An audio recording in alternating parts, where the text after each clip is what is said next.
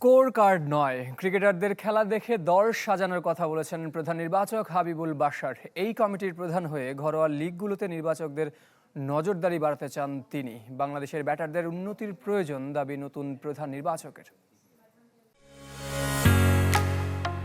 ঢালাইয়ের সেরা premier cement.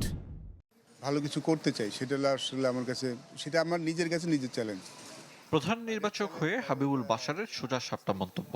দীর্ঘদিন নির্বাচক প্যানেলের সদস্য ছিলেন, তবে প্রথমবার এ কমিটির প্রধান হয়ে নতুন চ্যালেঞ্জের মুখোমুখি জাতীয় দলের সাবেক অধিনায়ক।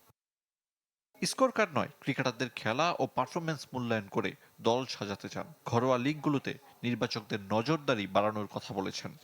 ন্যাশনাল খেলাধুলা মোটামুটি কম বেশি দেখা যায়, বাট যখন ঘরোয়া ক্রিকেটগুলি হয় সব খেলাগুলি তখন এখন আর মিস আউট হবে না। সবাই যেহেতু চারজন সিলেক্ট হয়েছে, সবাই খেলা দেখতে পারবে। সো চোখে দেখায় আমরা সিলেকশন করতে পারবো কিংবা জাজ করতে পারবো।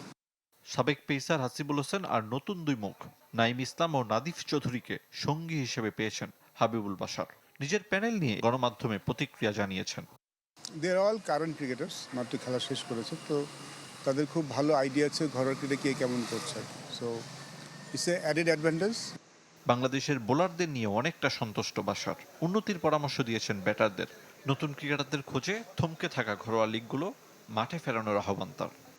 পেস ব্যাটারি তো বেশ ভালো, ব্যাটিংয়ে আরও একটু ভালো কী করা যায়। পাইপলাইনে সব ঠিক। আমার মনে হয় যে লাস্ট 1-2 বছর আমাদের ঘরোয়া ক্রিকেটটা একটু কমে গেছে।